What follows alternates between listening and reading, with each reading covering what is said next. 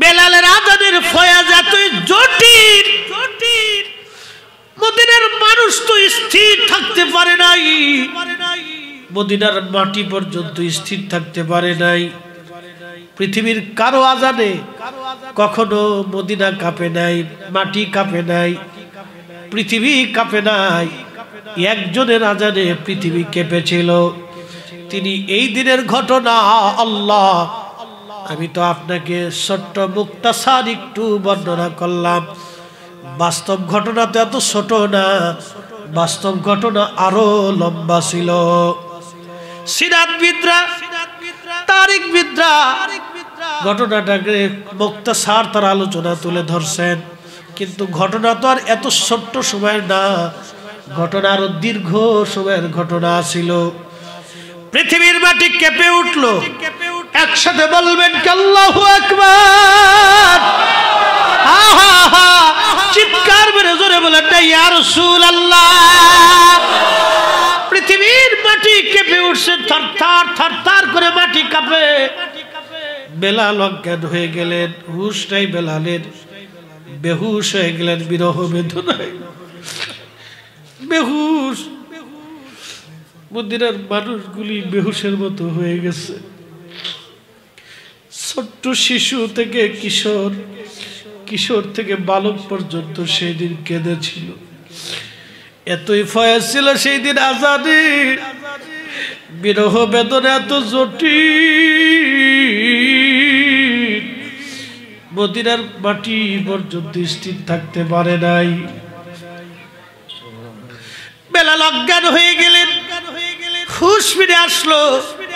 রওজা শরীফের কাঁদেন, বলে ইয়া রাসূলুল্লাহ, গোলাম আপনার কদম মুবারকে আসছিল, গোলামকে আসতে বলেছিলেন, আমি আসছি,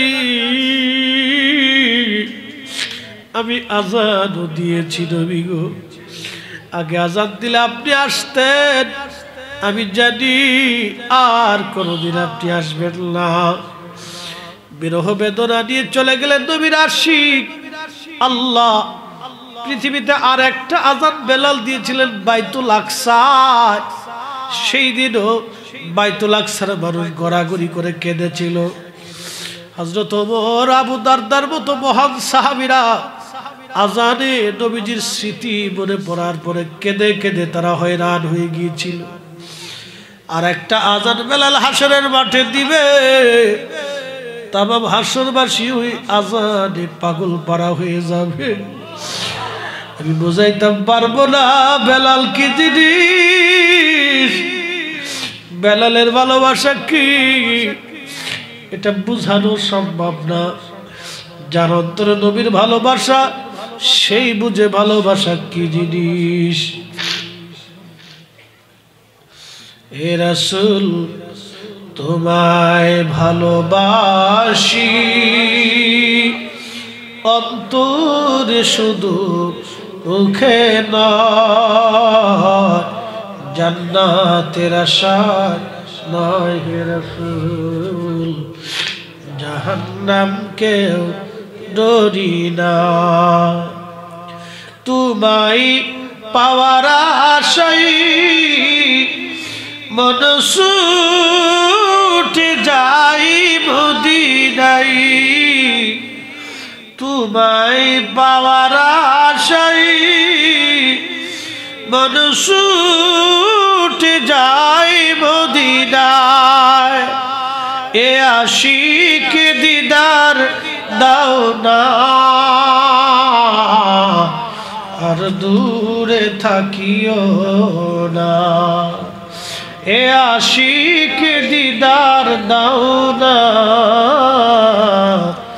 আর দূরে থাকিও না।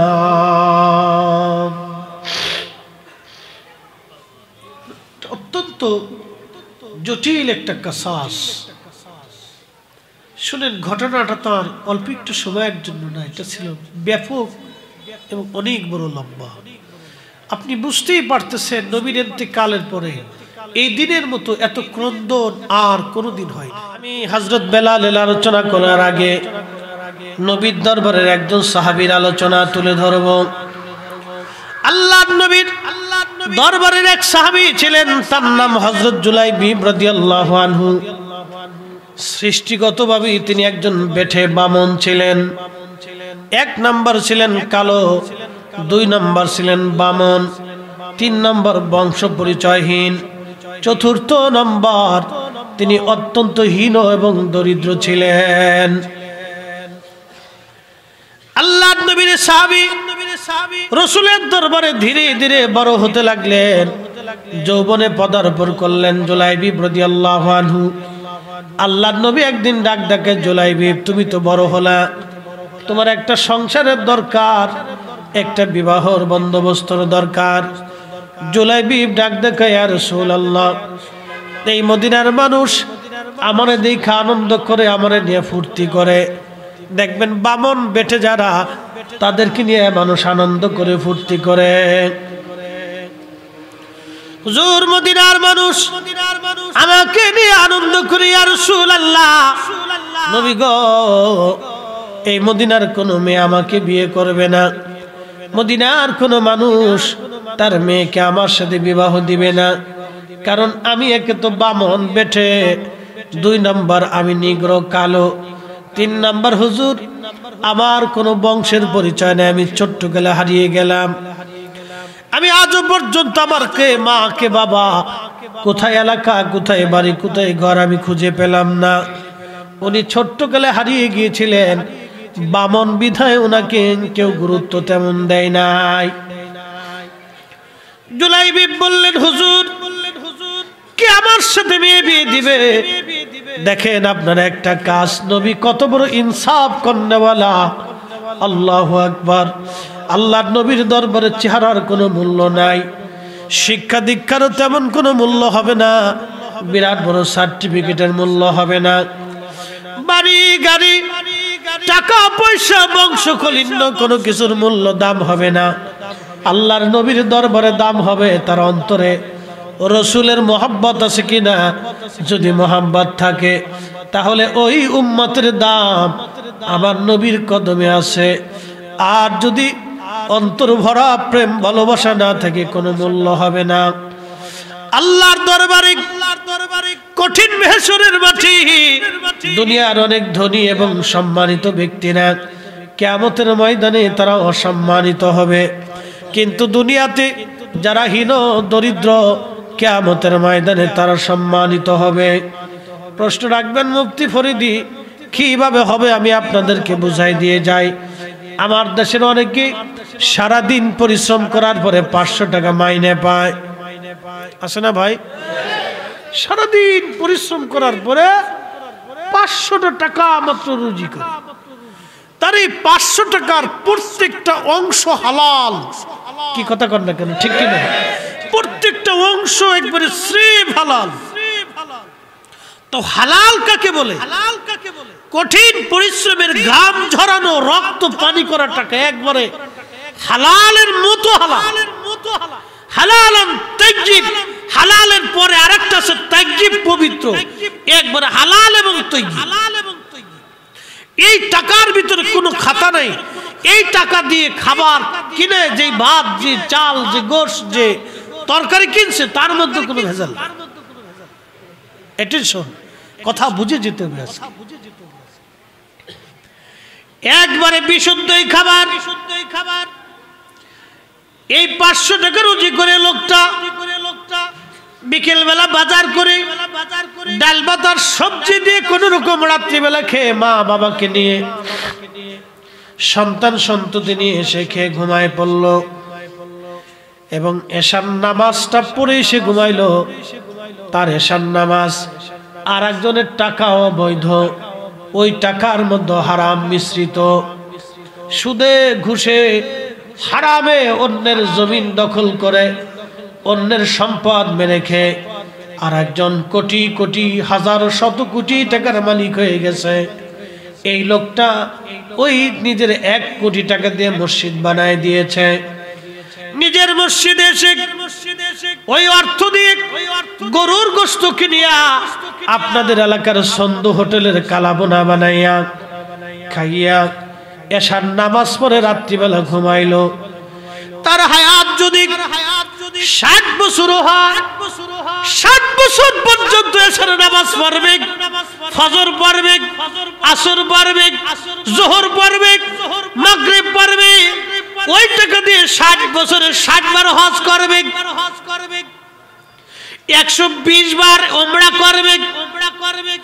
ওই টাকা দিয়ে তাহাজ্জুদ খেয়ে রাত্রিবেলা তাহাজ্জুদ নামাজ পড়বে। তার জীবনের সব ইবাদত যদি এক পাল্লায় দেন, আর ওই দিন মজুর 500 টাকা হালাল রুজি করে ওই টাকা দিয়ে ভাত খেয়ে রাত্রিবেলা এশার নামাজ পড়ে ঘুমাইলো, ওই দিন মজুরের 1 ওয়াক্ত এশার নামাজ যদি এক পাল্লায় দেন, আর হারাম করে সারা জীবনের 60 বছরের ইবাদত যদি আর এক পাল্লায় দেন, ওই হালাল খোরের ওই হালাল রুজির দিন মজুরের 1 ওয়াক্ত এশার নামাজের ওজনের সমান হবে না। কথা কোন ঠিক কিনা? কোন সন্দেহ? বুঝে যাবেন। আমি এত লম্বা সুদ গুজের ওয়াজ করবো না, শুধু এতটুকুন বুঝাইলাম। জ্ঞান যার সে অল্পতেই বুঝে। ওয়াজ করলে কি লাভ, শুনলে কি লাভ? লাভ হবে তার আমলে, আমলেও লাভ হবে না নবী প্রেম না থাকলে দিলে। নবী প্রেম থাকলে দিলে লাভ হবে কম আমলে। সুপারিশ করবেন নবী রোজ হাসরের ময়দানে। জ্ঞানী যারা বুঝে তারা শুধু ইশারা, নাদানেরে বুঝাইতে পারে আছে কে কোথায়। জ্ঞানীর মতো জ্ঞানী হলে অল্প কথায় বুঝে, কচুর মতো কচু হলে অল্প জালে সিজে। কথা কোন ঠিক কিনা? এই জন্য সম্মানিত কুমিল্লাবাসী, হালাল খাবারের কোনো বিকল্প নাই। আপনি যেই পীরের মুরিদ হন না কেন, হারাম উপার্জন করিয়া হুজুর গাউসে পাকের মাজারে বসে কাঁদলেও কাজ হবে না। শাহজালালের মাজারে 40 বছর চিল্লা দিলেও কাজ হবে না। আর আপনি হারাম উপার্জন করিয়া বাড়ি গাড়ি বানাইয়া অন্যের হক মারিয়া দিয়া 40 বছর চিল্লায় চিল্লায় তাবলিগে ঘুরলেও বাবা কাজ হবে না। কাজ হবে না। আমার কথা স্রেফ ফ্রেশ, কারো বিরুদ্ধে না। আপনি যেই পীরের মুরিদ হন না কেন, কোনো কাজ হবে না। ঠিক আসতে বলেন কেন? জোরে বলেন। আপনাকে আল্লাহর রাসূলের আইনের বাইন্ডের ভিতরে, রেজুলেশনের ভিতরে আপনাকে আসতেই হবে, আসতেই হবে আপনাকে। ভিন্ন কোনো চিন্তা চেতনা করে কোনো লাভ নেই। প্রিয় কুমিল্লার মুসলমান, সাহাবী জুলাইবিব রাদিয়াল্লাহু আনহু, তিনি অত্যন্ত হীন ক্ষীণ দরিদ্র। নবী বললেন, জুলাইবিব দাঁড়াও, তোমার জন্য মেয়ে দেখতেছি। আল্লাহর নবীর দরবারে এক সাহাবী আসলো। এই সাহাবী অত্যন্ত প্রভাবশালী এবং সম্পদওয়ালা আনসারী সাহাবী। আপনারা যারা মদিনায় গেছেন আপনারা জানেন, অরিজিনাল মাদানী যারা তারা এমনিতে সুন্দর। আল্লাহ তাদেরকে সুন্দর করে বানাইছে, আবহাওয়ার কারণেও তারা সুন্দর। আপনি যদি 1 মাস দার্জিলিং যেয়ে থাকেন তাহলে আপনি এমনিতেই সুন্দর হবেন, আপনার স্বাস্থ্য সুন্দর হয়ে যাবে, কারণ দার্জিলিং এর বাতাস খুবই নির্মল। আপনি যদি কাশ্মীরে চলে যান তা আপনার চেহারা এমনি সুন্দর হবে। বলে কারণ কি? অত্যন্ত ফল ফ্রুট বেশি, আবহাওয়া খুব নির্মল। আমাদের এরকম দূষিত আবহাওয়া না। আমরা তো যেখানে সেখানে পেশাব করি, যেখানে সেখানে বাথরুম সারি। আমাদের হুশ কবে আসবে জানি না। বাস মনে করেন যে রাস্তা এই সেন্টটা খুলে সেলো মেশিন স্টার্ট করে দিচ্ছে না, কোনো চরিত্র না। কুত্তা যেমন কোনো দিশে মিশে না পায়, গাছ একটা পাইলে ঠ্যাংটা উঁচা করে বা সিরিত করে মেরে দেয়। আমরা তো মানুষ রে ভাই, আমরা তো কুত্তা না। কি কথা কর না কেন? আমরা তো মানুষ। যেখানে সেখানে কাজ করা যাবে না তো। আরে 1450 বছর আগে স্যানিটাইজেশন ব্যবস্থা আল্লাহর নবী নিজে শিখিয়ে দিয়ে গেছে। পেশাব করার পরে ঢিলা কুলুপ করতে হবে, পানি ব্যবহার করতে হবে। পায়খানা করার পরে ঢিলা কুলুপ ব্যবহার করার পরে পানি ব্যবহার করার পরে মাটির সাথে হাত ধুয়ে পরিষ্কার করতে হবে। তখন তো সাবান ছিল না, হাত ধুয়ে পরিষ্কার করতে হবে। রাসূল করিম 1450 বছর আগে স্যানিটাইজেশন ব্যবস্থা। আপনি সেফ থাকবেন, পরিষ্কার থাকবেন, পরিচ্ছন্ন থাকবেন, পাক থাকবেন, সাফ থাকবেন। আপনার পোশাক দামি কম দামি হোক, কিন্তু পরিষ্কার থাকতে হবে। আপনার চেহারা যাই হোক, আপনাকে পরিষ্কার থাকতে হবে। 1450 বছর আগে আল্লাহর নবী এগুলি শিখিয়ে দিয়ে গেছে।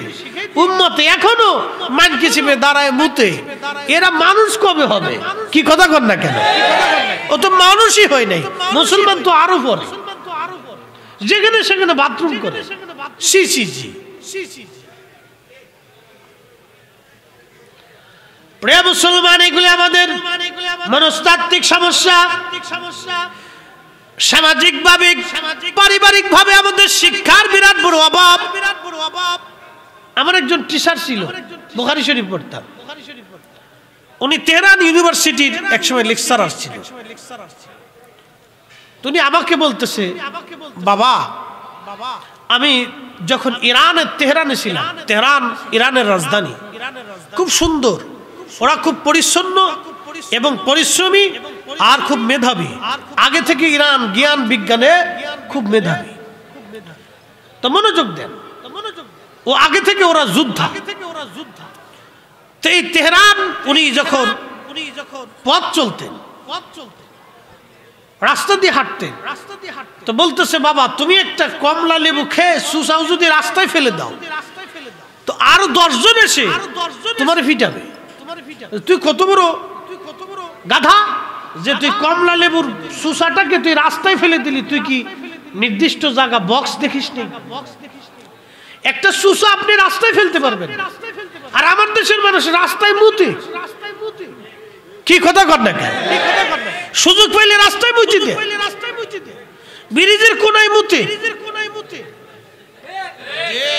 ঠিক আসতে বললেন কেন? জোরে বলেন, জোরে কর। ব্রিজে মুতে।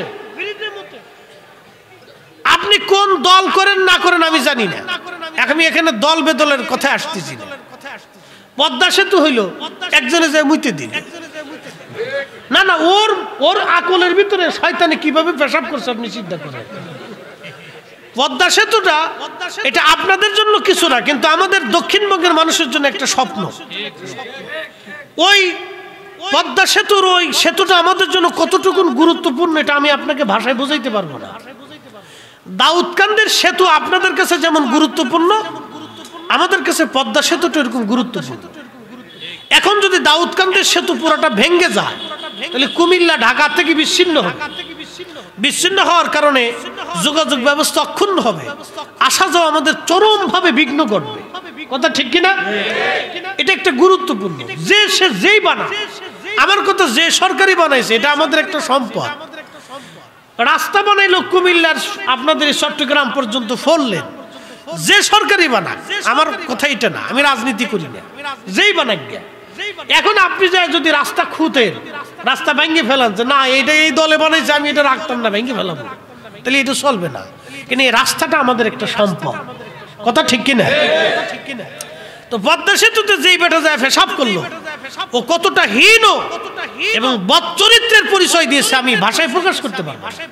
এটা আমাদের অ্যাটিটিউড, চিন্তা চেতনা, মনস্তাত্ত্বিক অনেক বড় নিম্নমানের চেতনা। এগুলি থেকে আমাদেরকে বের হয়ে আসতে হবে, আমাদেরকে উন্নত মনের হতে হবে এবং ব্রড মাইন্ডেড হতে হবে। উন্নত মনের চিন্তা চেতনার দিকে আমাদের আগে আসতে হবে। এই পদ্মা সেতুটা কতটা গুরুত্বপূর্ণ আপনাকে বুঝাই। এই পদ্মা সেতু পার হওয়ার জন্য আমি সারা রাত্র ওই ঘাটে বসে থাকছি। এবার বুঝেন, আমার জীবনের বহু রাত ওই ঘাটে পার হয়েছে। স্ত্রী পুত্র পরিজন নিয়ে ঈদে যাব, 24 ঘন্টা লাগছে শুধু বাচ্চা কাচ্চা নিয়ে ঘাটটা পার হইতে। 24 ঘন্টা। আপনি বুঝেন আমার বাচ্চাদের অবস্থা কেমন হয়েছিল, আমার স্ত্রীর হালত কেমন হয়েছিল। একটা মহিলা মানুষ, শুধু আমি না, আমার স্ত্রী সহ আরো হাজারো লক্ষ মানুষের স্ত্রী, বোন, মা অবস্থিত। কোথায় বাথরুম করবে, কোথায় পেশাব করবে, কোথায় তারা যাবে। আপনি বুঝেন তো এই সময় একজন মানুষের জন্য কি একটা মানে সমস্যার সৃষ্টি হতে পারে। এগুলি আমরা ফিল করছি। ওই ঘাটেই বহু মানুষের জীবন চলে গেছে, রোগী পার হতে পারে। ওই ঘাটেই অনেক যুবকের স্বপ্ন নষ্ট হয়েছে, বিদেশ আসতে পারে, বিমান ফেল করছে। ওই ঘাটেই অনেকের পরীক্ষার শেষ হয়ে গেছে, পার হতে পারে নাই, সে পরীক্ষা দিতে পারে নাই। তা আমি এটা আপনাকে বুঝাইতে পারবো না। এটা দীর্ঘ বছর, 1-2 বছর না, বছরের পর বছর, হয়তো 30 বছর, না হয় 20 বছর এরকম চলছে। এটা আমাদের একটা স্বপ্ন। তো যে বেটা পেশাব করলো বুঝতে হবে যে ওর মনস্তাত্ত্বিক সমস্যা, আর ওরা যারা পেশাব করেছে তাদেরও মনস্তাত্ত্বিক সমস্যা। এটা দল বেদল আমি বুঝি না, আমি ব্যক্তি কেন্দ্রিক হিসেবে বলতেছি। এটা আমাদের একটা সম্পদ। এই রাস্তা বলেন, সরকারি স্থাপনা বলেন, আপনাদের রাস্তা বলেন, আপনার বাড়ির কাজ বলেন, বিদ্যুৎ বলেন, সরকারি স্থাপনা, এগুলি কিন্তু কোনো সরকারের না, এগুলি আমাদের সম্পদ। কি কথা কন না কেন? এটা কোনো সরকারের না, এটা আমাদের জনগণের সম্পদ। এগুলি আমার টাকা, আপনার ট্যাক্সের টাকা, আপনার টাকা। আপনি কি ভাববেন আমি নিজে এবছর 10 লক্ষ টাকা ট্যাক্স দিচ্ছি? বলে হুজুর আপনারও ট্যাক্স দেন? হ্যাঁ, আমি নিজে দিচ্ছি, সরকার পাবে, এটা জনগণের হক, এটা আপনার হক, আমি কেন দিব না? আমি বলছি আমি 1 টাকা হলে 1 টাকা দিতে হবে, কারণ আমি মানুষের হক মেরে দিয়ে কবরে যাব কেন? আমি এটা মেরে দিয়ে আমার সম্পদের সন্তানদের দিয়ে চলে যাব, সন্তান ভালো হবে না। একটা কথা মনে রাখবে, আপনি মানুষের হক মেরে দিয়ে হারাম উপার্জন করিয়া যে সন্তান এবং স্ত্রী এবং নারীর কন্যার জন্য রেখে যাবেন, ওরা কিন্তু মানুষ হবে না কোনোদিন। আপনি দেখবেন আমার দেশের যারা গরিব মানুষের হক মেরে খায়, রাষ্ট্রের অর্থ মেরে দিয়ে যারা বিদেশে চালান করে, ওদের ছেলেরা হয় বেহায়া হয়, ওদের মেয়েরা হয় দাউস বেহায়া হয়, অন্য বেটার সাথে নষ্ট ফষ্টমি করে, ওদের ছেলেরা মদ গাঁজা খাইয়া মরে, ওরা জীবনে শান্তি পায় না। একই কথা কর না কেন? কখনোই শান্তি হয় না। ওদের সন্তানরা ওদের বাপরে জুতা দিয়ে পিটা। আল্লাহর কসম করে বলতেছি, এগুলি সাক্ষী, এগুলি আমি আপনারে বুঝাইতে পারতাম না। এই জন্য মানুষের হক, বান্দার হক আর অবৈধভাবে সম্পদ অর্জন করে কেউ কোনোদিন সুখী হইতে পারে? অবশ্যই পারবে না, অসম্ভব, এটা অসম্ভব, সে পারবেই না। তো খুব মনোযোগ দিয়ে এই কথাগুলি আমি আপনাদেরকে বলতে বলতে অনেক দূর পর্যন্ত বলে ফেলছি। দেখেন, কোন দলের দিকে আমাকে নিসবত করবেন না, আমি কোনো রাজনীতি আগে থেকেও নাই, ওগুলো আমি করিও না, আর আমি পছন্দ করি না, কারণ আমি একটা অন্য দিলের মানুষ। আমি সকালবেলা ঘুম থেকে উঠি নিশ্চিন্তায়, ঘুমাইতে যাই নিশ্চিন্তায়। আল্লাহি এবং বিল্লাহি, এই মুহূর্তে এবং আগের মুহূর্তে কোনো মানুষের জন্য ক্ষতি করা, কোনো মানুষকে অপমান করা, অপদস্থ করা, এই চিন্তা চেতনা আমি আমার মাইন্ড থেকে সরিয়ে ফেলে দিয়েছি। আমি ঘুমাইতে যাই আল্লাহর রাস্তায়, যে ঘুম থেকে উঠবো কোনো গ্যারান্টি নাই, ঘুম থেকে উঠার পরে পরবর্তী মাহফিলে যাব কোনো গ্যারান্টি নাই। এই চিন্তা চেতনা করে আমি রাস্তায় চলি। আমার অন্তরে কোনো সময় আসে না কোনো মানুষের হক নষ্ট করব, কোনো মানুষের ক্ষতি করব। এই যে সুন্নি আলেমরা, এই যে বাংলাদেশে আলেমরা দেখবেন একজন আরেকজনের সাথে গুতাগুতি করে, কি আছে না ভাই? একজন আরেকজনের ভুল ধরার জন্য উঠে পড়ে লাগছে। আচ্ছা, আমার একটা ভুল হতেই পারে, কি কথা কন না কেন? হতে পারে না? হতে পারে। তার জন্য কি আরেকজন এই ভুলটারে নিয়ে খুব বাহাবা দিবে, আমি খুব জ্ঞানী, খুব জ্ঞানী? এগুলি তো ইতরের নিম্নমানের পরিচয়, কথা কন না কেন? এগুলিকে আমি ইত্রামি এবং ছোট লোকই মনে করি। একটা ছোট লোক, আমার মা, আমার পরিবার এগুলো আমাকে শিখাই নাই কোনোদিন। আমি আমার বাচ্চাদেরকে এগুলি কোনোদিন শিখাই, আমার সন্তানদেরকে এগুলি শিখাই, আমার স্ত্রীকেও কোনো সময় শিখাই। আমি আমার স্ত্রীর কোনো সময়, যদি মহিলা মানুষ তো ডান বামে সাবধান, আল্লাহ তোমাকে স্বামী দিয়েছে, তোমাকে বাংলাদেশের 10 জন এই তোমার স্বামীর মতো এরকম বাংলাদেশে 100 জন বক্তা আছে, তার ভিতরে একজন তোমাকে দিছে। আল্লাহ তোমাকে সম্পদ দিছে, না চাইতে আল্লাহ তোমাকে বাড়ির মধ্যে ভালো ভালো খাবার, ভালো জিনিস আল্লাহ তোমার পাঠাইতেছে। তোমার হাত যেন দানের জন্য প্রশস্ত থাকে, কোন গরিব মানুষ যেন আমার দরজা থেকে মাহরুম না হয়, তাহলে আল্লাহর কাছে তুমি দায়ী থাকবা। আমার দরজা থেকে কোনোদিনও কোনো গরিব মানুষ মাহরুম হলে তুমি দায়ী থাকবা। আমি বাড়িতে থাকি না, তুমি দায়ী থাকবা। আমি এটা কিয়ামতের ময়দানে দিব না, তোমাকে দিতে হবে। আমার আব্বারও নির্দেশ হলো আমার মার প্রতি, যে আমার দরজা থেকে কোনো ভিখারি যাতে কখনো মাহরুম না হয়ে যায়, যে কোনো অবস্থাতেই যে কোনো পরিস্থিতিতে ভিখারির হাত যেন শূন্য না যায়। আল্লাহ রাসূল বলেন, হে আমার উম্মত, তোমরা জানো কিয়ামতের ময়দানে কে নিকৃষ্ট হবে, কে উৎকৃষ্ট হবে? সাহাবায়ে কেরাম বলেন, আল্লাহু রাসূলু আলাম, আল্লাহ জানে, নবী জানে। আল্লাহ রাসূল বলেন, উম্মত, কিয়ামতের ময়দানে ওই লোকটা নিকৃষ্ট হবে আল্লাহর কাছে, কোন জানজাকারী, কোন অভাবী, কোন মিসকিন, কোন ক্ষুধার্ত এসে তার দরজায় হাত পাতলো কিছু চাওয়ার জন্য, জানজা করলো, আল্লাহর হস্তে আমাকে কিছু দেন, আমি অভাবী, আমি ক্ষুধার্ত, আমি মিসকিন। আর সে সত্যিকারের অভাবীকে সে তাড়িয়ে দিল, কিছু না দিয়ে বিদায় করে দিল। কিয়ামতের ময়দানে এই লোকটা আল্লাহর কাছে নিকৃষ্ট হবে। আর উৎকৃষ্ট হবে ওই লোকটা, সে কোনো জানজাকারী এসে, কোনো অভাবী মিসকিন এসে তার কাছে কিছু চাইলো, সে কিছু না কিছু দিয়ে তাকে বিদায় করলো। কিয়ামতের ময়দানে এই লোকটা হবে উৎকৃষ্ট। একসাথে যারা বলা যাবে না মারহাবা? আমাদের মাইন্ডেড চিন্তা, আমিও আগে এরকম ভুল ধরাধরির মধ্যে গেছিলাম।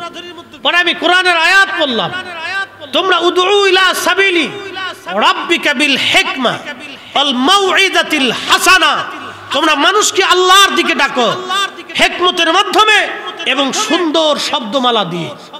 এই আপনি আমার দিকে তাকান, আমরা অনেক সময় ওয়াজে উঠে আরেকজনকে গালিগালাজ করি, প্রতিপক্ষকে গালিগালাজ করি, হুমকি ধামকি দিই, ধামক টমক দিয়ে থাকি।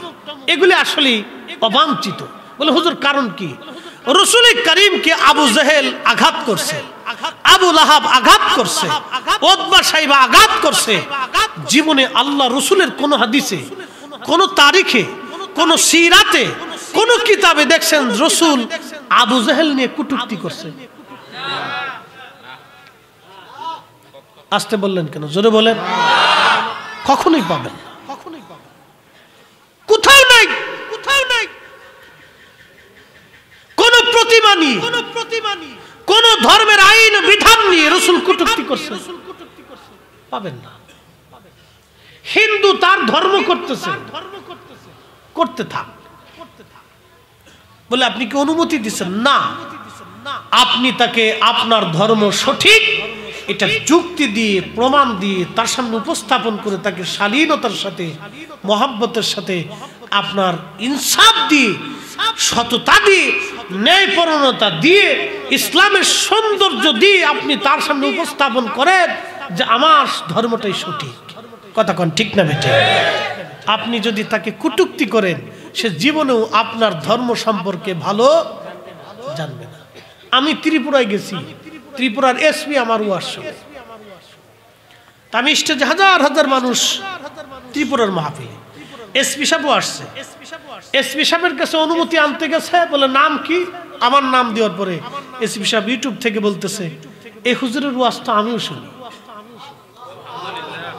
একজন হিন্দু, সে বলতেছে আমিও শুনি। বলে কারণ কি? তার কাছে একটা ক্লিপস গেছে, আমার একটা ওয়াজ আছে টিকটকে ভাইরাল হয়েছিল।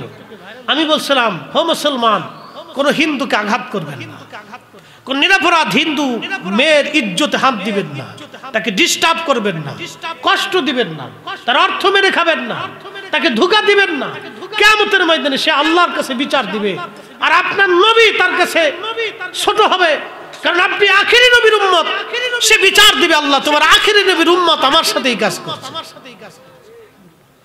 এই ক্লিপসটা তার কাছে খুব ভালো লাগছে। সে বলছে এই হুজুরকে দাওয়াত দিবেন, হুজুর আসবে, কোনো চিন্তা নাই, আমি অনুমতি দিয়ে দিলাম। তো শোনেন, আদর্শ আর ভালোবাসা দিয়ে মানুষের হৃদয় জয় করা যায়। কথা কন না, ঠিক কিনা? তো আল্লাহ আমাদেরকে যেন রাসূল কারীমের উত্তম চরিত্র এবং আদর্শ কলিজার ভিতরে রাখার তৌফিক দেয়। সকলে বলেন আমিন। কষ্ট হচ্ছে আপনাদের? আচ্ছা, মূল আলোচনায় ফিরে যাই। একসাথে জোরে বলেন তো আল্লাহু আকবার। হযরতে জুলাইবিব রাদিয়াল্লাহু আনহু, আল্লাহ নবীর একজন সাহাবী, নবীজি আনসারীকে ডাক দিয়ে বলেন, আনসারী, তোমার ঘরে না একটা মেয়ে আছে? বলে হ্যাঁ ইয়া রাসূলুল্লাহ। মেয়েটাকে কি তুমি বিবাহ দিবা? আনসারী বলেন, হ্যাঁ ইয়া নবী আল্লাহ, বিয়ে দিতে চাই। আনসারী চিন্তা করলো, হুজুর আপনি যদি বিয়ে করেন আমার জীবনের পরম সৌভাগ্য।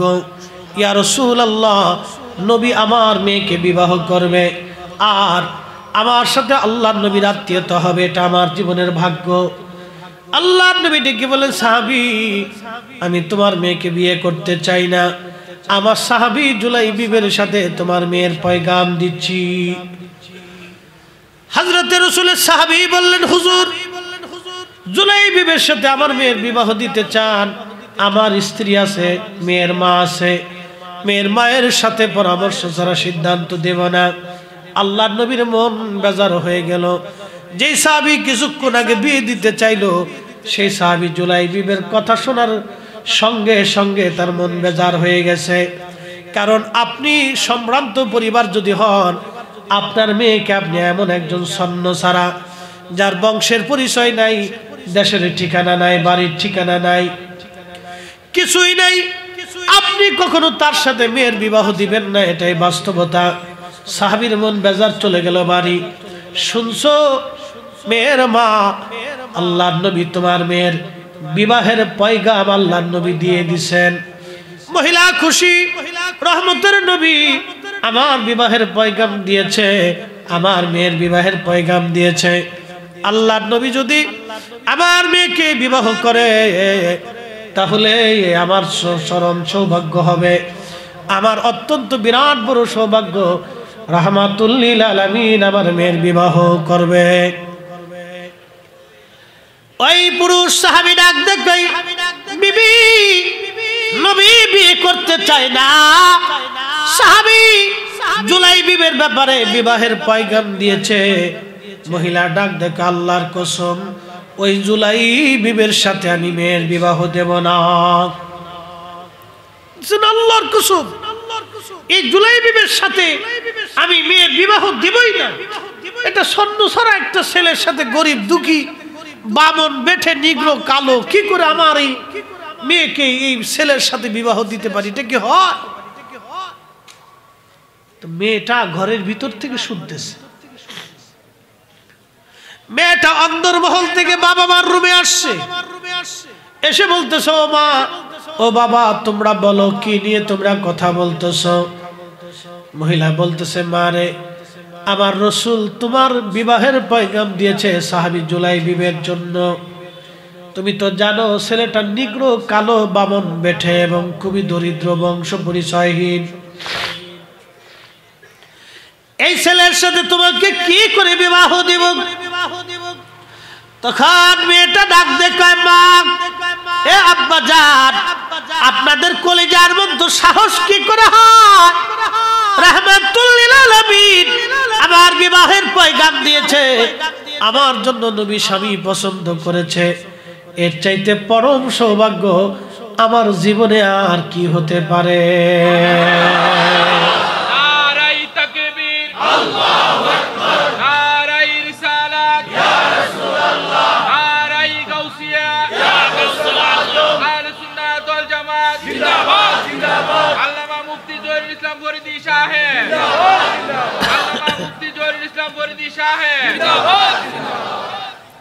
কি বুঝলেন? সাহাবীরা জীবনের সব কিছু থেকে রাসূলকে প্রাধান্য দিত। আমরা সুন্নিরা আকীদায় বলেন, ঈমানে বলেন, কাজে বলেন, ভালোবাসায় বলেন, কর্মে বলেন, দেখায় বলেন, আমরা সব কিছু থেকে আমরা রাসূলকে প্রাধান্য দেই। এজন্য নবীর ইজ্জতে, রাসূলের সম্মানে, রাসূলের মহান মর্যাদায় কেউ চুল পরিমাণ ছোট আর খাটো করে দেখলে আমরা অন্তত কলিজা থেকে বরদাস্ত করতে পারি না। কথা কোন ঠিক? এজন্য অনেক ভাইরা বুঝুক আর না বুঝুক, আমাদেরকে বেদাতি, শিরকি, মাজার পূজারি, পীর পূজারি এই সমস্ত শব্দ অস্ত্র ব্যবহার করে সমাজ আমাদেরকে ছোট করার চেষ্টা করে। প্রিয় ভাই, আপনাকে বলতেছি, সমাজে আপনি ছোট করতে পারবেন, কিন্তু আল্লাহ রাসূলের দরবারে ছোট করে করার কোনো সুযোগ। প্রিয় মুসলমান, খুব মনোযোগ দিয়ে হযরত জুলাইবিব রাদিয়াল্লাহু আনহু ওই মেয়েটা ডাক দিয়ে বলে, মা এবং আব্বা যান, তাড়াতাড়ি যান, আল্লাহ রাসূলের দরবারে যায় বলেন এই বিবাহে আমি রাজি হয়ে গেলাম। সাহাবী দৌড়ায় গেছে, হুজুর আমার মেয়েটা বিবাহে রাজি, দয়া করে দিন তারিখ নির্দিষ্ট করেন, বিবাহের ব্যবস্থা করেন। আল্লাহর নবী জুলাইবিবকে বললেন, জুলাইবিব তুমি বিবাহের সামানা জোগাড় করো। একজন নিঃস্ব দরিদ্র মানুষ অনেক কষ্ট করে সামানা জোগাড় করলো। বিয়ের দিন তারিখ নির্দিষ্ট হলো, ইজাব কবুল হয়ে গেল। জুলাইবিব জীবনে কোনোদিন মেয়েটাকে দেখে নাই, আর মেয়েটাও কোনোদিন জুলাইবিবকে দেখে নাই। কি সুন্দর পবিত্র বন্ধন! পৃথিবীতে এরকম বন্ধনগুলি খুব বিরল। হযরত জুলাইবিব রাদিয়াল্লাহু আনহু, আল্লাহু আকবার, বিয়ের দিন তারিখ ইজাব কবুল হয়ে গেল, বিয়ে হয়ে গেল। আল্লাহর নবী খেজুর খাওয়াই দিলেন সবার মধ্যে। নবীর জমানায় বিবাহের ব্যবস্থাটা মসজিদের মধ্যে হতো, আর বিবাহ হয়ে যাওয়ার পর আল্লাহর নবী খেজুর খাওয়াইতেন। ওদেশে তো মিষ্টি ছিল না, মিষ্টান্ন স্বরূপ খেজুর খাওয়াই দেয়া হতো। আর আল্লাহর নবী বলতেন, ও আমার উম্মতেরা, তোমরা বিবাহের অলিমা খাওয়াবা, একটা ছাগল জবাই করা হলো, তোমরা অলিমা খাওয়াই দিবা। অলিমা খাওয়াবেন। বিবাহ শেষ হয়ে যাওয়ার পরে গরু পারেন, খাসি পারেন, জবাই করে আত্মীয় স্বজন শুভাকাঙ্ক্ষীদেরকে দাওয়াত করে খাওয়াই দিবেন।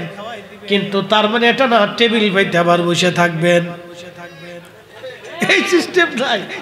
টেবিল পাইতে বসে থাকবেন যে কে কি আনছেন দিয়ে জমা করে যান, সিস্টেমটা এরকম না। আর আমাদের দেশের বিয়ের কথা তো বলে লাভ নাই, অর্ধেক বিয়ে আর অর্ধেক বেহায়াপনা। বউ হলো আরেকজনের, নাচে আরেকজনের, সারা রাত্র নাচে। হ্যাঁ, এই সারা রাত্র ওদের জ্বালায় আশেপাশের মানুষ ঘুমাইতে পারে না। এই ড্যাকসেট উচ্চ আওয়াজে বাজাই দিয়ে এই গ্রামের সারা এই শহরের অঞ্চলের ভিতরে একবার তুফান উঠে ফেলেছে। এগুলি হলো অসুস্থ মস্তিষ্কের, কি কথা কন না কেন? এগুলো সুস্থ মস্তিষ্কের না, এগুলো অসুস্থ। এই সমাজের কীট পোকাই, এগুলো অসুস্থ। অসুস্থ না হইলে সারা রাত 3টে বাজতেছে তখন সেরাসেরি বেটাবেটি নাচতেছে। শয়তান কোথাকার, এগুলি অসুস্থ। সমাজ থেকে সমস্ত ঝাড় পোকা তেলা পোকা জাইরে পরিষ্কার করে দিতে হবে। এই কথা কর না কেন, জোরে বলেন, হাত উঁচু করে বলেন ঠিক কিনা। এগুলো অসুস্থ। আজকে শহর থেকে বলে গেলাম এগুলো অসুস্থ। এগুলো 14 পুরুষ অসুস্থ। তারা হলে আর 10 জনের এই মানুষের ঘুম নষ্ট করিয়া এই সারা রাত আনন্দ করতে কে নিষেধ করছে? আপনি দিনে করেন, রাত 10টা পর্যন্ত করেন। এরপরে যাই আপনি ড্যাক সেট বাজাই দেয় হুক্কু হুক্কু কুক্কু কুক্কু, কি একটা অবস্থা! লেডা লেডি পোলা পুলি, এই সব। কুত্তাও মাঝে মধ্যে চিন্তা করে, হারি ওরা মানুষ হয়েছে কে?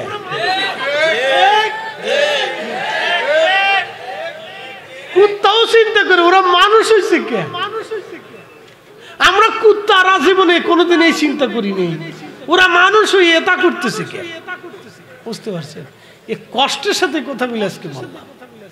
আহা, রাসূল করিমের বিবাহর পদ্ধতিটা কত সুন্দর ছিল। আল্লাহর নবী সাহাবী হযরতে জুলাইবিব রাদিয়াল্লাহু আনহু ইজাব কবুল, বিয়ে কমপ্লিট। স্ত্রী নিয়ে যাবে, সংসার হবে, স্বপ্ন তার বিরাট। ঠিক বিবাহের মজলিস থেকে নবী ঘোষণা দিলেন, তোমরা আমার সঙ্গে জিহাদের ময়দানে কারা যাবা আসো। যুদ্ধের দামামা বেজে গেছে। সেদিন যুদ্ধে যাওয়া বাধ্যতামূলক ছিল না, অর্থাৎ আল্লাহর নবী জোর করতেন না তোমাকে আসতেই হবে। আল্লাহর নবী স্বাধীনতা দিয়ে দিতেন, কে যাবা আসো। খুশি মনে অনেকে রওনা দিতেন। সাহাবী জুলাইবিবের চিন্তা এসে গেল, আমি নবীর জন্য সংসার পাইলাম, নবীর জন্য জীবন পাইলাম, নবীর জন্য ঈমান পাইলাম, নবীর জন্য আল্লাহ চিনলাম, নবীর জন্য ইসলাম পাইলাম। আল্লাহর নবীর জন্য এই মদিনার সুন্দরী মেয়ে আমাকে বিবাহ করতেছে, সম্ভ্রান্ত পরিবারে বিয়ে করতে পারলাম, আমি দিনহীন একেবারে দরিদ্র, আমি স্ত্রী নিয়ে শ্বশুর বাড়ি কাটাবো, নতুন সংসার হবে আমার। না না, আমার এই দুনিয়ার সুখ আর শান্তি আর এই শ্বশুর বাড়ির মজা এগুলি আমার আর দরকার নাই। সাহাবী জুলাইবিব চলে গেলেন জিহাদের ময়দানে। একটা নজরও নিজের স্ত্রীকে দেখার চিন্তাও করেন নাই। একবার জোরে বলা যাবে কি আল্লাহু আকবার। এরা মুসলিম, নবীকে ভালোবেসে গেছে তারা, কুমিল্লাবাসী। এদের ভালোবাসার তুলনা হয় না। যুদ্ধের ময়দানে চলে গেল সাহাবী জুলাইবিব। ইমাম ইবনে কাসির আল বেদার মধ্যে লেখেন এবং তাফসীর ইবনে কাসিরের ভিতরে বিস্তারিত আসছে, আল্লাহর নবী সাহাবী জুলাইবিব চলে গেলেন। প্রচন্ড যুদ্ধ হলো। যুদ্ধে অনেক সাহাবী শহীদ হয়ে গেল। শহীদ হয়ে যাওয়ার পরে আল্লাহর নবী বললেন, সাহাবীরা রে, যতজন সাহাবী শহীদ হয়েছে তাদের লাশগুলি একত্রিত করো, আমরা এখানে দাফন কাফন করে আমরা চলে যাব। শহীদ যারা হয় তাদের কোনো গোসল দেওয়া হয় না। হযরতে সাহাবা একরাম সব শহীদদেরকে এনে কাতার করে শোয়াই দিয়ে রাখলেন। কবর খনন করা হলো। আল্লাহর নবী সবার চেহারা এক নজর করে দেখতে লাগলেন। সবাইকে দেখার পর আল্লাহর নবী বলেন, সাহাবীরা তোমরা কি সবার লাশ এখান থেকে ময়দান থেকে আনছো? সাহাবীরা বলে, হ্যাঁ ইয়া রাসূলুল্লাহ, সবার লাশ আনছি। নবীজি চোখের পানি ছেড়ে দিয়ে বলেন, সাহাবীরা সবাই আনছো, কিন্তু আমার জুলাইবিবের লাশ, আমার জুলাইবিব কোথায় বলো? সাহাবীরা বলেন, ইয়া নবী আল্লাহ, সারা ময়দানের মধ্যে খুঁজছি, জুলাইবিবকে খুঁজে পাওয়া যায় নাই। আল্লাহর নবী বলেন, তাড়াতাড়ি খুঁজো, তন্ন তন্ন করে তালাশ করো, আমার জুলাইবিবকে কোথায় পাওয়া যাবে দেখো। সাহাবীরা ময়দানের এক পাশে যায় দেখলেন 7টা কাফেরের লাশ এক জায়গায় স্তূপ হয়ে পড়ে আছে। ওই স্তূপের নিচে হযরত জুলাইবিব রাদিয়াল্লাহু আনহু পড়ে আছেন শহীদ হয়ে। উনি বেঠে, ছোট মানুষ বিদায় ওনাকে দেখা যাচ্ছিল না। সাহাবীরা টেনে বের করে নিয়ে আসলেন। ওই লাশ কাঁধে করে নিয়ে আসছে, আল্লাহর নবীর সামনে রেখে দিলেন। আল্লাহর নবী চোখের পানি ছেড়ে ছেড়ে কাঁদতে লাগলেন। সাহাবীরা বললেন, হুজুর, 7 জন কাফেরকে জাহান্নামে একা পাঠাইয়া জুলাইবিব শহীদ হয়ে ময়দানে ঘুমিয়ে গেছে। সেই যুদ্ধে বড় বীরত্ব দেখিয়েছে ইয়া রাসূলুল্লাহ।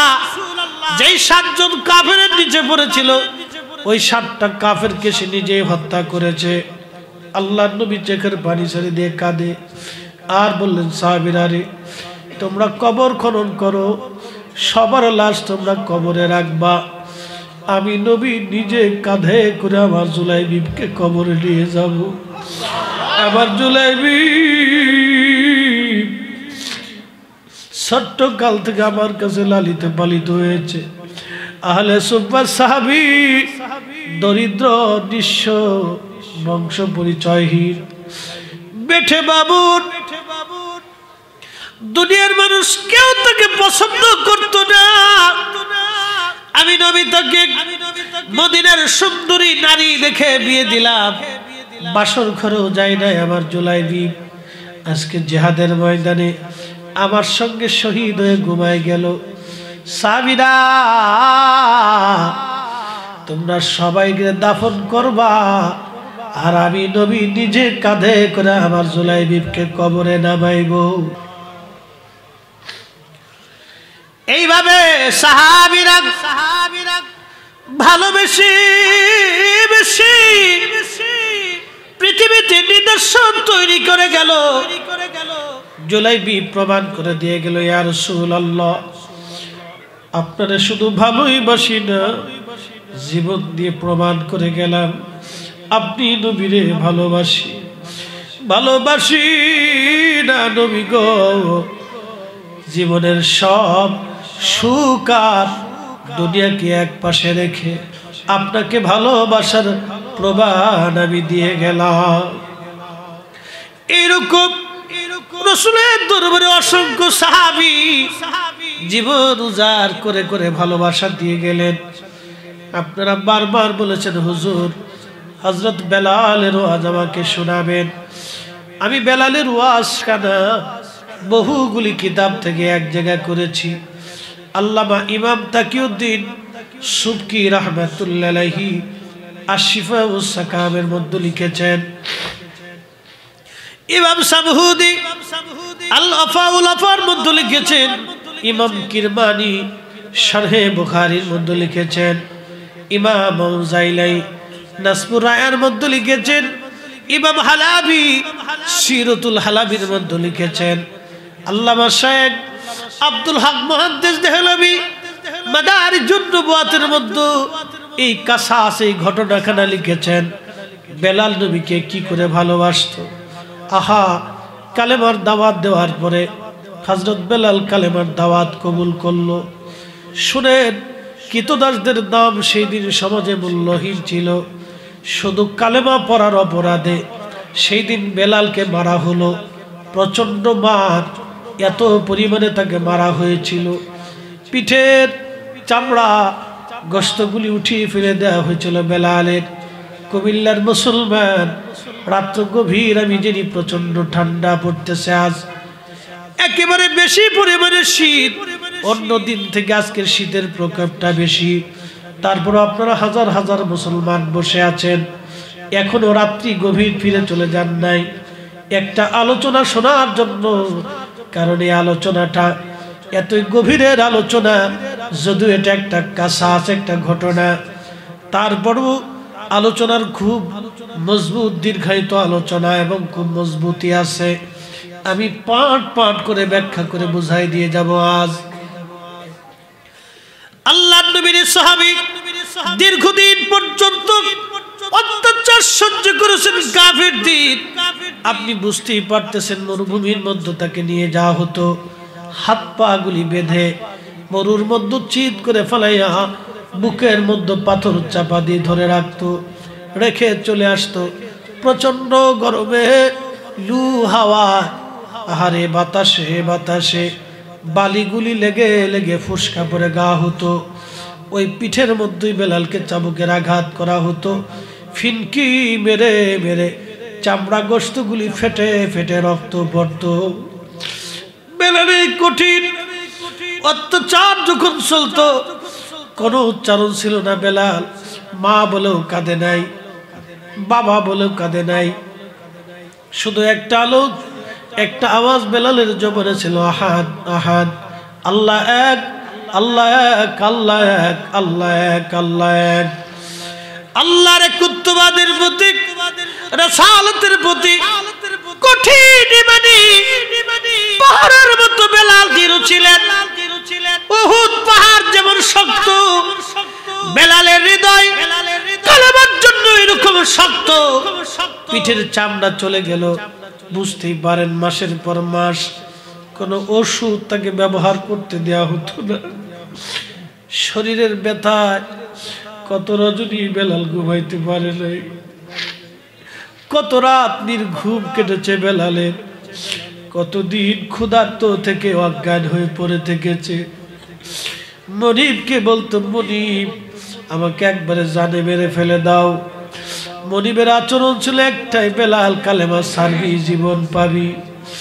বেলাল বলতো, মনিব রে, জীবন চলে যাবে, যে সত্য কালেমা গ্রহণ করেছি এটা কখনো ফিরে যাবে না। চিৎকার মেরে জোরে বলেন আল্লাহু আকবার। তেলের গাড়ি তেলে চলি,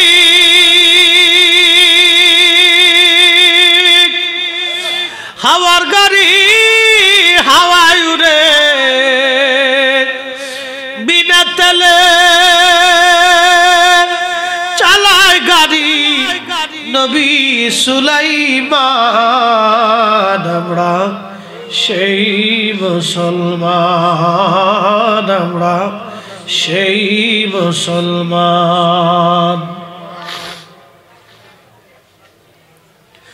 প্রিয় হাজিরিন, আবু বকর সিদ্দিক করুণ অবস্থা দেখি বেলালকে কিনে নিয়ে আসলেন, আজাদ করে দিলেন। নবীজি হিজরত করে মদিনায়, বেলালও মদিনায় চলে গেল।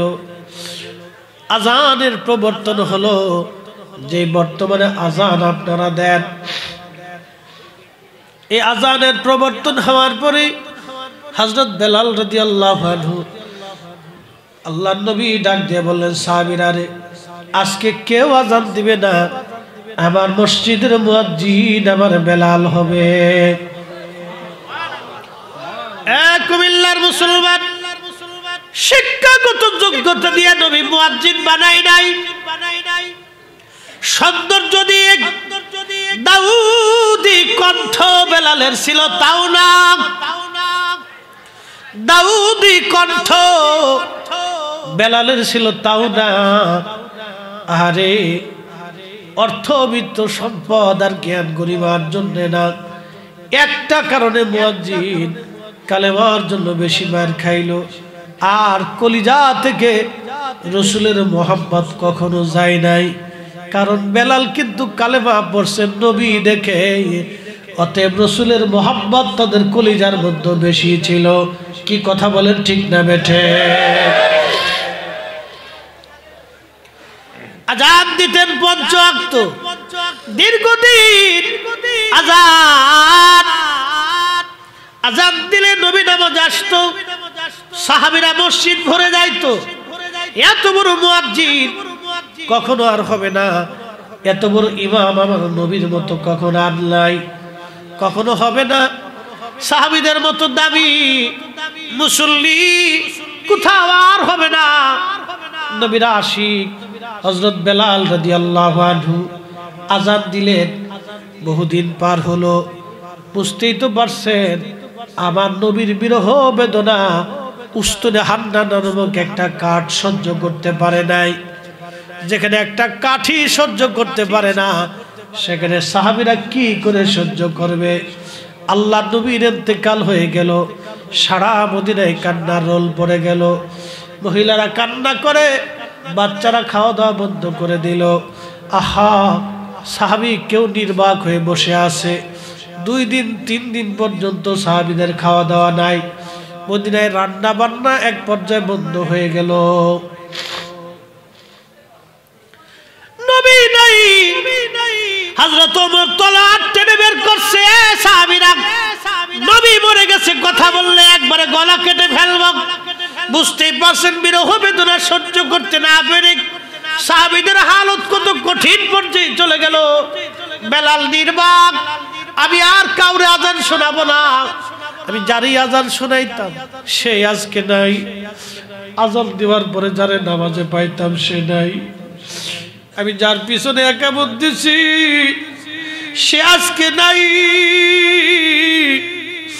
আমি যার পিছনে ইক্তেদা করেছি সে আজকে নাই, আমি আজান দিলে যে ইমামতি করতো আজকে সে নাই, আমি কার জন্য আজান দেব? বেলাল আজান বন্ধ করে দিলেন। বহুদিন পার হলো, দেখবেন মা সন্তান মারা গেলে মা কবর দেখে দেখে বসে বসে মা কাঁদতে থাকে। সন্তানের বিছানায় বসে বসে মা কাঁদে, সন্তানের জামা ধরে ধরে মা কাঁদে। কারণ সবাই সন্তানকে ভুলে যায়, আব্দুল করিমরে সবাই ভুলে গেছে, মা ভুলতে পারে নাই। ছেলের কবরটা, করিমের কবরটা দেখে দেখে মা রাস্তা দিয়ে যাওয়ার সময় কাঁদে। করিমের প্রতি বন্ধুদের মায়া হয়তো 3 মাস, ভাইয়ের মায়া 6 মাস, কিন্তু মার মায়া চিরদিন কখনো কলিজা থেকে যায় না। করিমের কবর দেখে সবাই মানতে পারে, সহ্য করতে পারে, কিন্তু মা সহ্য করতে পারে না। আল্লাহু আকবার। হযরত বেলালের হালত এইরকম হয়েছিল। অন্যান্য সাহাবীরা নবীকে ভালোবাসতো না তা কিন্তু না। আবু বকরের ভালোবাসা একরকম, ওমরের ভালোবাসা আর একরকম, ওয়াসাল কারনির ভালোবাসা একরকম, হযরত হানজালার ভালোবাসা একরকম, বেলালের ভালোবাসাও একরকম। হৃদয়ের গভীরের এত ভিতর থেকে ভালোবাসতেন বেলাল। রওজা শরীফ দেখলে সহ্য করতে পারতেন না। নবীর স্মৃতিগুলি দেখলে বেলাল অস্থির হয়ে যাইতেন। ইমাম কিরমানি শরহে বুখারীর মধ্যে লিখলেন, এই অস্থিরতা দূর করার জন্য বেলাল মদিনা মুনাওয়ারা থেকে সিরিয়ার দিকে রওনা হয়ে গেলেন। এই অস্থিরতা দূর করার জন্য তিনি সিরিয়ার থেকে বের হয়ে গেলেন, মদিনার থেকে বের হয়ে সিরিয়ার উদ্দেশ্যে রওনা হয়ে গেলেন। সিরিয়ায় চলে গেলেন তিনি। আবু বকরের কাছ থেকে বিদায় নিয়ে ইমাম জাইলে নাসপুর রায়ার মধ্যে লেখেন, আবু বকর থেকে বিদায় নিয়ে সিরিয়ার দিকে রওনা হয়ে চলে গেলেন বেলাল। কোন বর্ণনাতে আসছে বেলাল হযরত ওমরের জমানায় গিয়েছিলেন, কিন্তু না, বিশুদ্ধ বর্ণনা হযরত আবু বকরের জমানায় বেলাল রওনা হয়ে গেলেন। আবু বকর বারণ করলেন, বেলাল তুমি যাইও না। বেলাল ডাক দিয়ে বলেন, আবু বকর আপনি কি আমাকে কিনেছিলেন গোলামির জন্য না আল্লাহর জন্য? বলে না, আমি আল্লাহর জন্য কিনেছিলাম এবং আল্লাহর জন্য তোমাকে মুক্ত করে দিয়েছি। বেলাল বললেন, আবু বকর তাহলে আপনি জোর খাটাবেন না, আমাকে জোর করবেন না, আমি মদিনায় থাকতে পারবো না।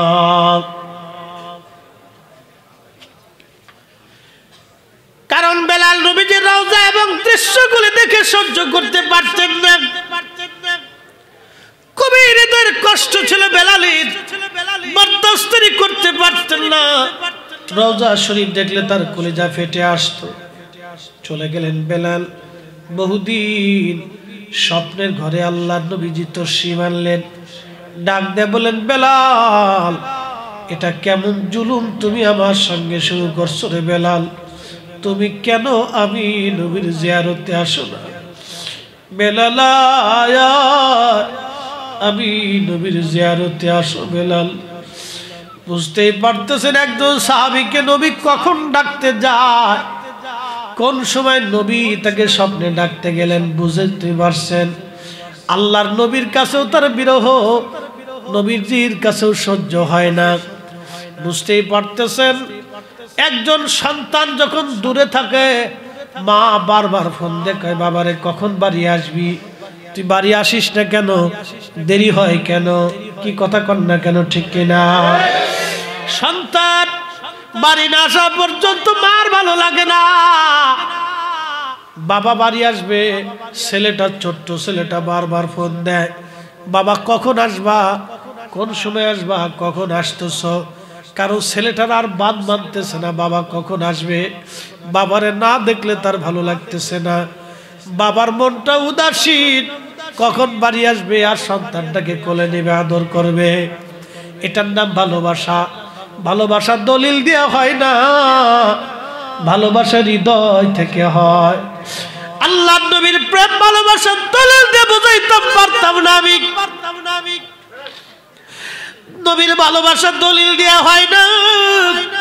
এই ভালোবাসাই ইমাম মালিক 80 বছর মদিনায় জুতা পরে নাই। এই ভালোবাসা ইমাম মালিক 80 বছর মদিনায় জুতা পরে নাই। ইমাম আহমদ ইবনে হাম্বল, হযরত ইমামুল আযম আবু হানিফা 7 দিন মদিনায় পায়খানা পেশাব করে নাই। হযরত শাহ ওলিউল্লাহ মুহাদ্দিস দেলভী কোনদিন মদিনায় তিনি জুতা পরিয়া যান নাই। চিৎকার মেরে বলবেন আল্লাহু আকবার। এই সম্মান আর ভালোবাসার জন্য আমরা সুন্নিরা কখনো ইয়া নবী সালাম আলাইকা বললে বসে থাকতে পারি না, আমরা দাঁড়ায় যাই। কি কথা কন না কেন, ঠিক কিনা?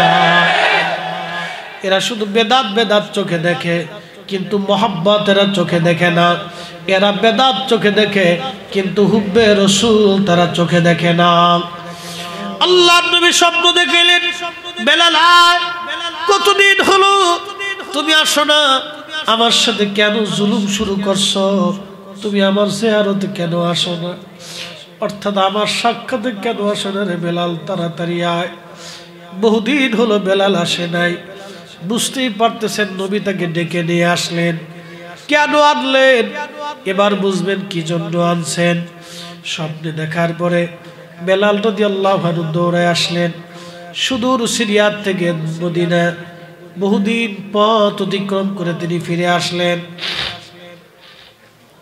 ফিরে আসার পরে রওজা শরীফ কাঠের জালি দিয়ে ঘিরে রাখা ওই রওজা মুবারকে তিনি বসে আছেন। বেলাল বসে বসে কাঁদে আর বলে, হুজুর আমি আসছিলাম, গোলামকে আপনি আসতে বলেছেন, গোলাম আপনার কদমে হাজির হয়ে গেছে। ইয়া রাসূলুল্লাহ আমি আসছি, আপনার কদম মুবারকে হাজির হয়ে গেছি। বুঝতেই পারতেছেন নবীজি যখন ডেকে নিয়ে গেল, একজন সাহাবীর কলিজার মধ্যে কি হালত হতে পারে। আমি ভালোবাসা কেমনে বুঝাবো। কাসওয়া উট নবীজির আনতে গেলে 3 দিন পর্যন্ত খাই নাই, 3 দিন পর্যন্ত পানি পান করে নাই। এই উটকে কেউ 3 দিন পর্যন্ত খাওয়াইতে পারে নাই। আপনারা যারা মক্কা মদিনায় থাকছেন, সৌদি আরবে, মধ্যপ্রাচ্যে দেখেছেন, উট যখন কাঁদে তখন মানুষের মতো চিৎকার মেরে মেরে কাঁদতে থাকে। একাধারে 3 দিন উট মানুষের মতো কাঁদতে লাগলো। বিরহ বেদনা এত জটিল, এত কঠিন, আমি বুঝাইতাম পারবো না।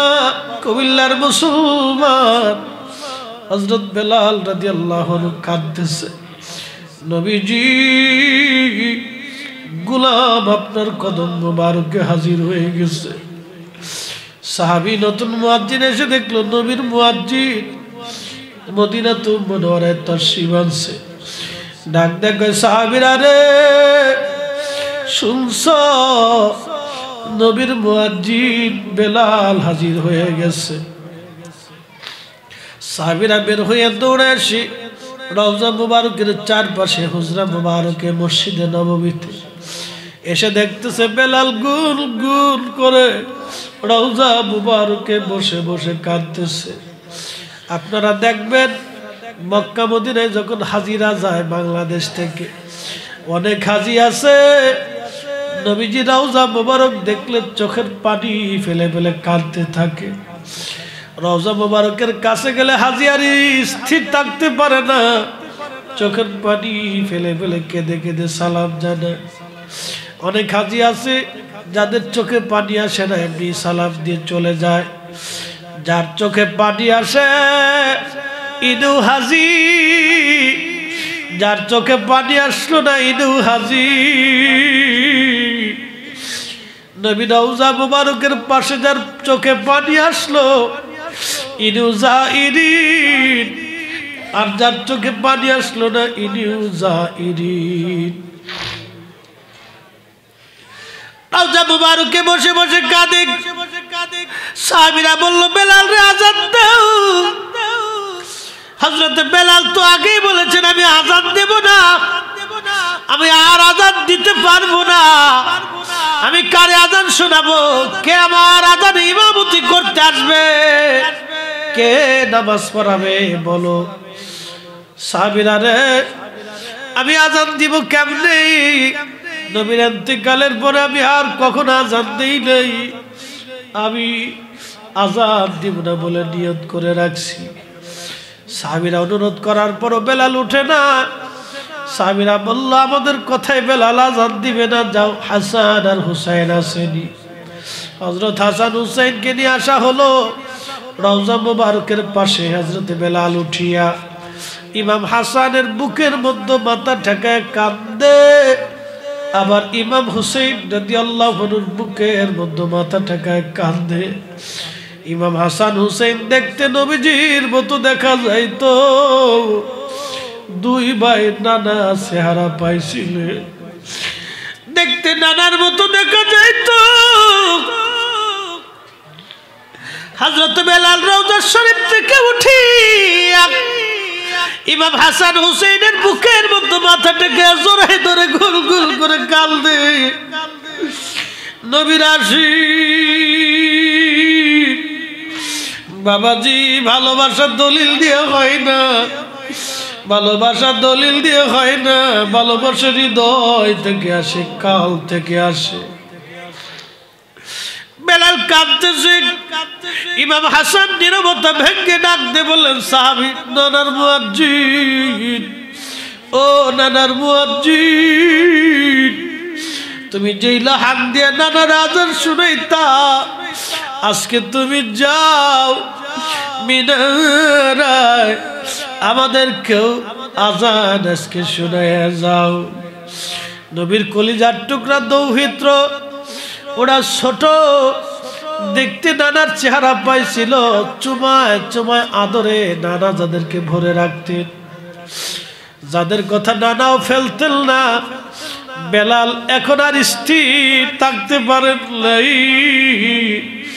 দৌড়াইয়া চলে গেলেন মিনারায়। বনু নাজ্জার গোত্রের মহিলার ছাদ, এই ছাদের উপরে দাঁড়ায় বেলাল আজান দিতেন। মসজিদে নববীর পাশেই সেই ছাদ ছিল। এই ছাদের উপরে দাঁড়ায় গেলেন, আল্লাহু আকবার, আল্লাহু আকবার, আল্লাহু আকবার,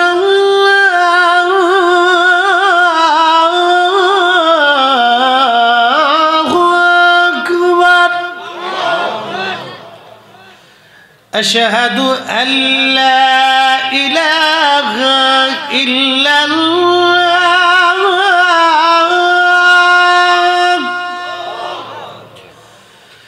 আশহাদু আল্লা ইলাহা ইল্লাল্লাহ।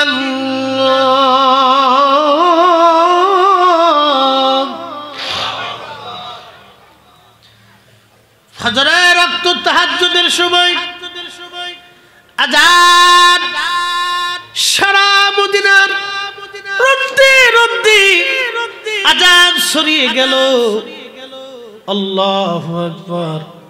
সাহাবীরা ঘর থেকে বের হয়ে আসতেছে, ধেয়ে ধেয়ে আসতেছে, মহিলারাও ছুটে আসতেছে, বাচ্চা কাচ্চা নিয়ে তারাও দৌড়ায়, বৃদ্ধরাও ঘর থেকে বের হয়ে দৌড়ায়। ইমাম তাকিউদ্দিন সুবকি রাহিমাহুল্লাহ আশ-শিফাউস সাকামের মধ্যে লেখেন, পরিস্থিতি এমন হলো, সবাই ডুকরি ডুকরি কান্না করে, একটাই আওয়াজ, নবী কি ফিরে আসছেনি, নবী বুঝি ফিরে আসছে। আজানের প্রয়োজন এতই কঠিন, আজানে এতই নবীর ভালোবাসে, স্মৃতি নবীর সাহাবীরা বরদাস্ত করতে পারতেছে না, কলিজার ভিতর থেকে টান দিছে। আল্লাহ আল্লাহ, এটা আমি আপনাকে দলিল দিয়ে বুঝাইতে পারবো না। আল্লাহ, এটা আমার জীবনের এক মকবুল ওয়াজ। আল্লাহ, এই ওয়াজ যেদিন আমার পীর ও মুর্শিদের দরবারে করেছিলাম, ওই মজলিসেই নবীর বিরহে, রাসূলের ইশকে কেঁদে কেঁদে একজন মানুষ ইন্তেকাল করেছিল। তার জানাজা এশার নামাজের সময় করেছিলাম। বন্ধু, এত হৃদয়গ্রাহী, এতই কঠিন, প্রেম না আসলে বুঝাইতে পারতাম না। বুঝতেই পারতেছেন, মদিনার ঘর খালি হয়ে গেল, নারী আর বৃদ্ধ ছোট্ট শিশুরাও কাঁদতেছে। নবী বিরহ বেদনা এতই জটিল ছিল, যুবকরা পর্যন্ত স্থির থাকতে পারে নাই। যুবকদের হৃদয় তো শক্ত,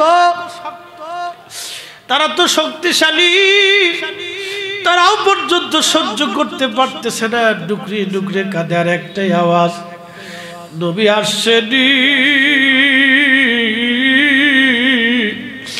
নবী আসছেনি। মদিনায় কান্নার রোল, পরিস্থিতি এতই জটিল। বেলাল যখন আজানের টান দিলেন, আশহাদু আন্না মুহাম্মাদান রাসূলুল্লাহ, বেলালের আজানের ফয়াজ এতই জটিল, মদিনার মানুষ তো স্থির থাকতে পারে নাই, মদিনার মাটি পর্যন্ত স্থির থাকতে পারে নাই। পৃথিবীর কারো আজানে কখনো মদিনা কাঁপে নাই, মাটি কাঁপে নাই। পৃথিবী কাঁপে নাই, একজনের আজানে পৃথিবী কেঁপেছিল। তিনি এই দিনের ঘটনা আল্লাহ, আমি তো আপনাকে ছোট্ট মুক্তাসার একটু বর্ণনা করলাম, বাস্তব ঘটনা তো এত ছোট না, বাস্তব ঘটনা আরো লম্বা ছিল। সিরাতবিদরা, তারিখবিদরা ঘটনাটাকে মুক্তাসার তার আলোচনা তুলে ধরছেন, কিন্তু ঘটনা তো আর এত ছোট্ট সময়ের না, ঘটনা আরো দীর্ঘ সময়ের ঘটনা ছিল। পৃথিবীর মাটি কেঁপে উঠলো, একসাথে বলবেন কি আল্লাহু আকবার, চিৎকার মেরে জোরে বলেন না ইয়া রাসূলুল্লাহ। পৃথিবীর মাটি কেঁপে উঠছে, থরথর থরথর করে মাটি কাঁপে। বেলাল অজ্ঞান হয়ে গেলেন, হুশ নাই বেলালের, বেহুশ হয়ে গেলেন বিরহ বেদনায়, বেহুশ। মদিনার মানুষগুলি বেহুশের মতো হয়ে গেছে, ছোট্ট শিশু থেকে কিশোর, কিশোর থেকে বালক পর্যন্ত সেই দিন কেঁদেছিল। এতই ফয়েজ ছিল সেই দিন আজানে, বিরহ বেদনা এত জটিল, মদিনার মাটি পর্যন্ত স্থির থাকতে পারে নাই।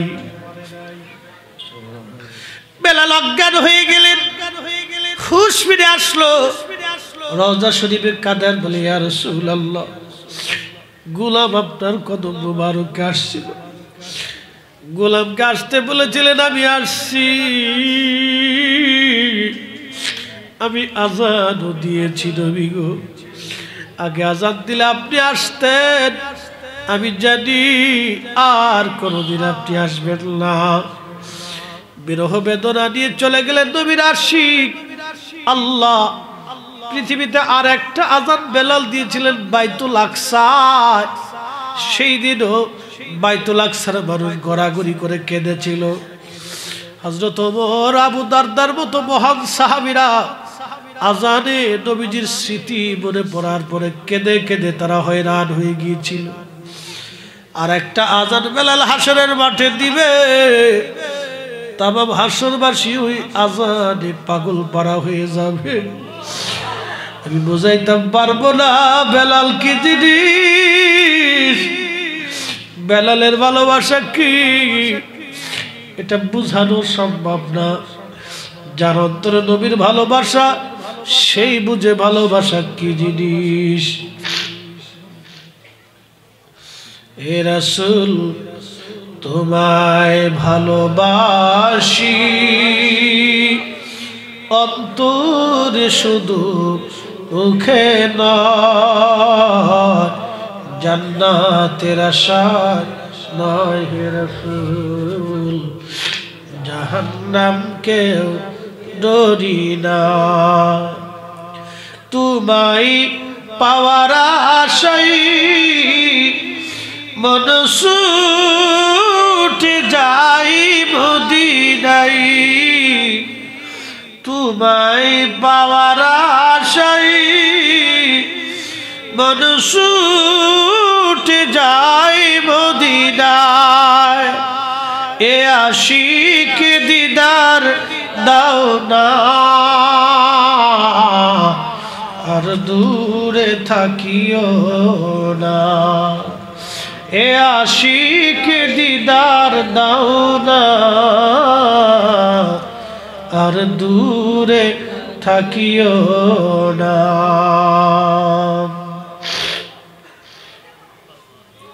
অত্যন্ত জটিল একটা কাসাস।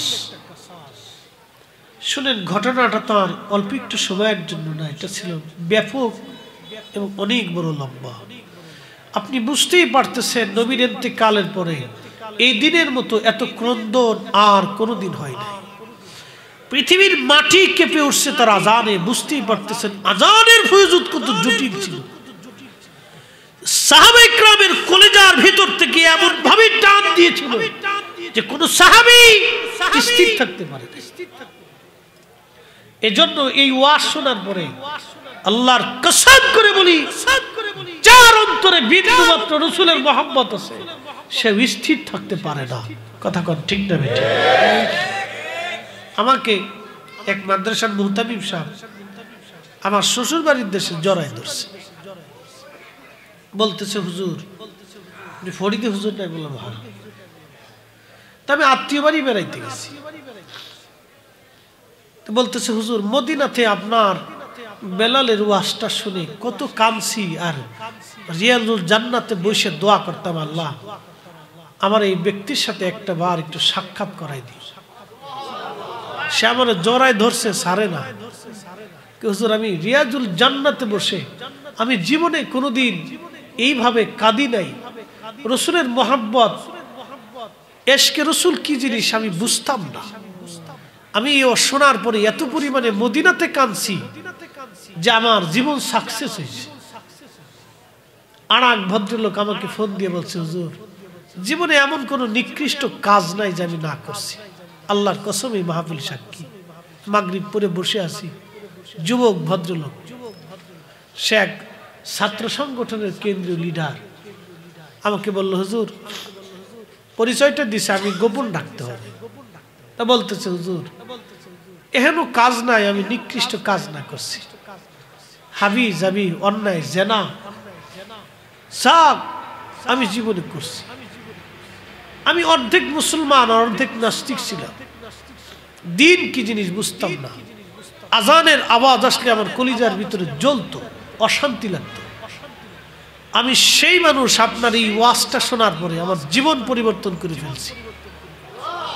বলতেছে হুজুর আমি 5 ওয়াক্ত নামাজ পড়ি, দাঁড়িয়ে রাখছি, আপনি আমার জন্য একটু দোয়া করবেন যে জীবনের শেষ সময়টুকুন পর্যন্ত জানি আমি ইসলামের পথে থাকতে পারি। আল্লাহর কসম সেই দিন মাগরিবের নামাজটা আমার সাকসেস হয়েছে। তখন আমি চিন্তা করছি, আল্লাহ আমি তো আমার কোনো বক্তব্য দিইনি, তোমার রসুলের একজন সাহাবীর প্রেম থেকে বলেছি, রসুলকে মোহাম্মত করছে, এই দৃশ্যটা আমি মানুষের সামনে ফুটাই তুলছি। আমার জবানে আমার কথায় তুমি বের করছো। আমার আগেও যুগ যুগ ধরে উলামা ইকরাম এই ওয়াজ করে গেছে, আমার পরেও যুগ যুগ ধরে উলামা ইকরাম এই ওয়াজ করবে। হয়তো এই সিচুয়েশনে তুমি আমার জবান থেকে এটা দিয়ে তুমি ফয়েজ দিয়ে দিছো, আমার তো কোনো ক্ষমতা নাই। খাগড়াছড়িতে গেছি, আর এক ভদ্রলোক পরিবহন সেক্টরে, নাম বলবো না, তিনি একজন ভালো লিডার, বলতেছে হুজুর পশ্চিম কি আমি বুঝতাম না, কেবলা কি আমি জানতাম না, এটা আমি মানতাম না। আপনার এই ওয়াজটা শোনার পরে আমি তওবা করে আমি দাঁড়িয়ে রাখছি, আমার দেখাচ্ছে হুজুর আমি দাঁড়িয়ে রাখছি, ভালো হয়ে গেছি হুজুর, আমি আজকে 5 ওয়াক্ত নামাজ পড়ি। আল্লাহ হুজুর জীবনের শেষ সময়টুকুন যেন শেষ নিঃশ্বাসে রসুলের মোহাব্বত নিয়ে কবরে যেতে পারি। এগুলি আমাদের কোনো ক্রেডিট না বাবা, এটা সাহাবা ইকরামের ক্রেডিট। তারা রসুলকে ভালোবাসার নিদর্শন রেখে গেছে। কি কথা কর না কেন? যদি তারা না রাখতেন আমরা আজকে অজ্ঞ থাকতাম, আমরা দিন বুঝতাম না। তারা কলিজা কেটে দিয়ে নিদর্শন রেখে গেছে কি করে রসুলকে ভালোবাসতে হয়। যদি তারা এগুলি না হতো আজকে আমাদের হৃদয় থেকে চোখের পানি আসতো। আমি অনেক সময় ভাবি অ্যাটেনশন, ওয়াজ আমার শেষ, আমি জানি আপনাদের অনেক কষ্ট হচ্ছে। কত বাজে? বাপরে বাপ, 1:15 বেজে গেছে। আমি কালকে মহেশখালী কক্সবাজার যাব না, সারা রাত আমি যেটা আপনাদের খোরাক ছিল আমি দিয়ে দিছি, এখন আমি বিদায় নেব। ছোট্ট একটু কথা, জিকির দিছি, বাপরে বাপ প্রথমে দিয়ে ফেলছি।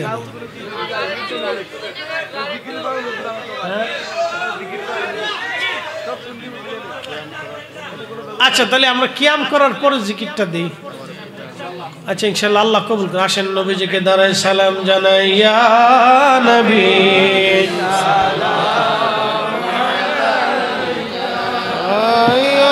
তো ফয়েজ বরকত থাকে। এই খাবারটা আপনারা বাড়িতেও খান, কিন্তু মাহফিলের জন্য আল্লাহর বেহেশতের বাগানের জন্য যেটা রান্না হয় এটার ভিতরে আল্লাহর পক্ষ থেকে এক বরকত থাকে, শেফা থাকে। অতএব আপনারা আল্লাহ যাতে রোগ থেকে বালা থেকে আমাদেরকে এই তাবারুক রসুলের জন্য মুক্ত করে এই নিয়তে ইনশাল্লাহ খাবেন। আল্লাহ সকলকে এই শেফা থেকে রোগ থেকে আল্লাহ শেফা দিক, সকলে বলে আমিন। আমি জিকির করব। আপনাদের এই মসজিদ বারোপাড়া কৃষ্ণপুর কেন্দ্রীয় ঈদগাহ জামে মসজিদ, এই মসজিদের সম্মানিত খতিব আমার প্রিয় ভাই, তিনি একজন সারা বাংলাদেশের নন্দিত বক্তা।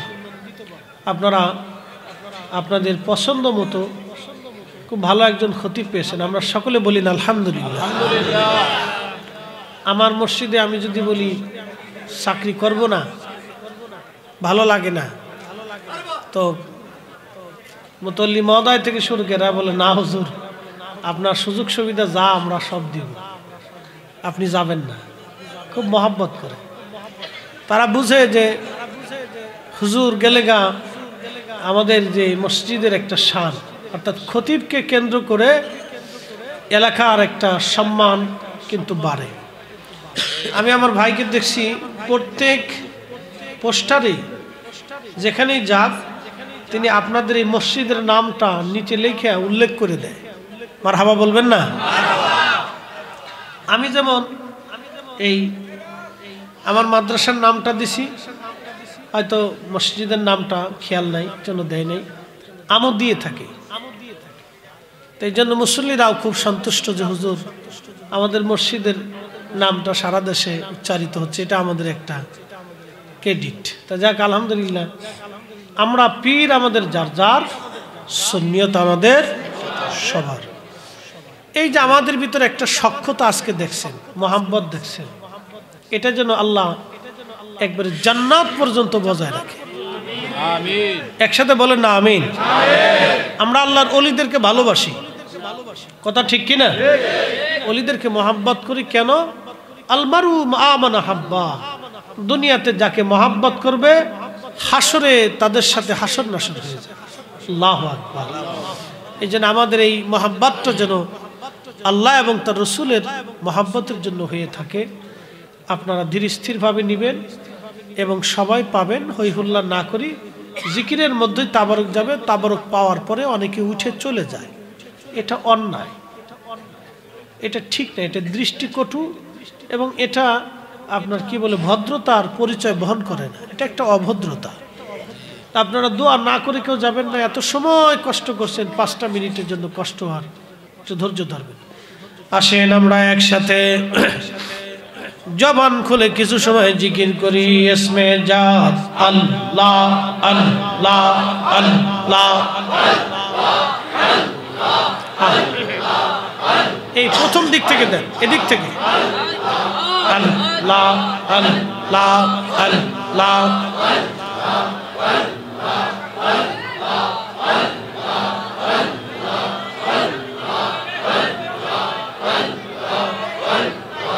আল্লাহ তোমার কুদরতি খেলা কেউ বোঝে কেউ বুঝে না।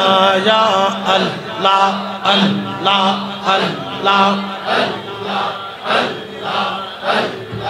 কেউ কহি রাখো গাছ তলাতে, কেউ কহি রাখো বালখানায়।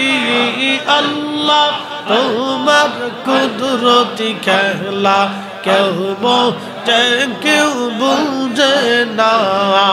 আল্লাহ আল্লাহ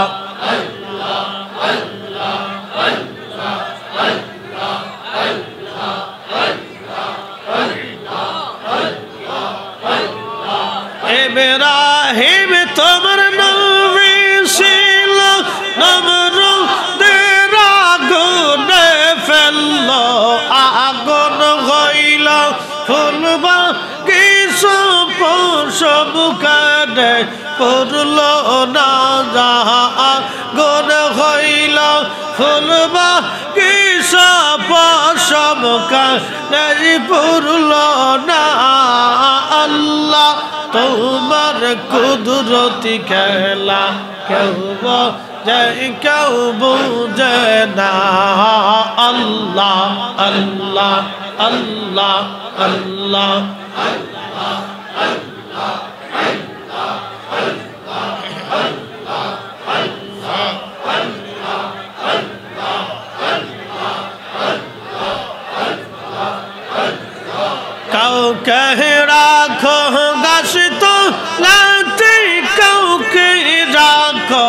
বালাখানায় আল্লাহ কাউকে রাখো গাছতলাতে কাউকে রাখো বালাখানায় আল্লাহ তোমার কুদরতি খেলা কেউ বোঝে কেউ বোঝে না আল্লাহ আল্লাহ আল্লাহ আল্লাহ আল্লাহ আল্লাহ আল্লাহ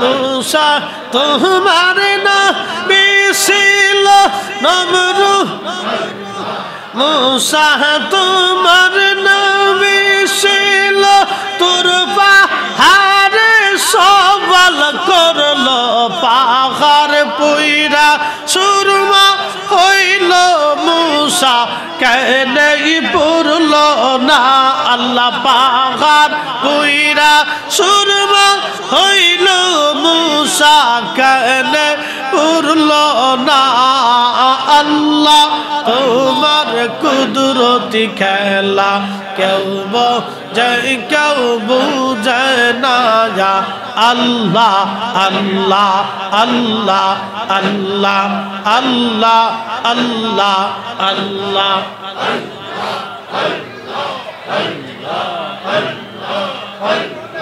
কাউকে রাখো গাছতলাতে কাউকে রাখো বালাখানায় আল্লাহ কাউকে রাখো গাছতলাতে কাউকে রাখো বালাখানায় আল্লাহ তোমার কুদরতি খেলা কেউ বোঝে কেউ বুঝে না আল্লাহ আল্লাহ আল্লাহ আল্লাহ জবান খুলে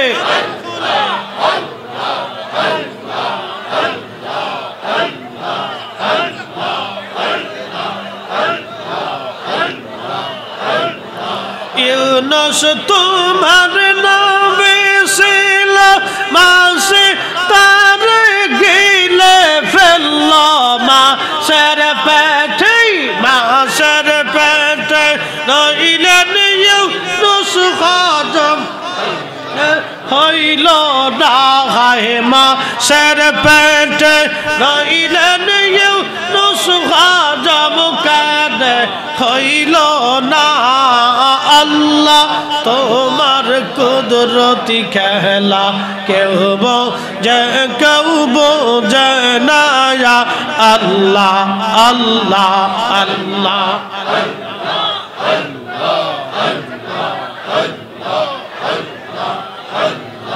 কাউকে রাখো গাছতলাতে কাউকে রাখো বালাখানায় আল্লাহ কাউকে রাখো গাছতলাতে কাউকে রাখো বালাখানায় আল্লাহ তোমার কুদরতি খেলা কেউ বোঝে কেউ বুঝে না আল্লাহ আল্লাহ আল্লাহ আল্লাহ আল্লাহ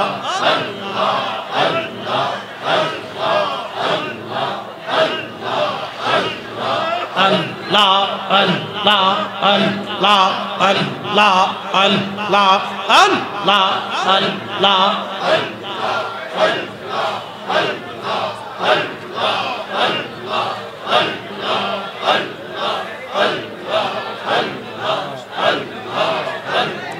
La ilaha illallah Muhammadur Rasulullah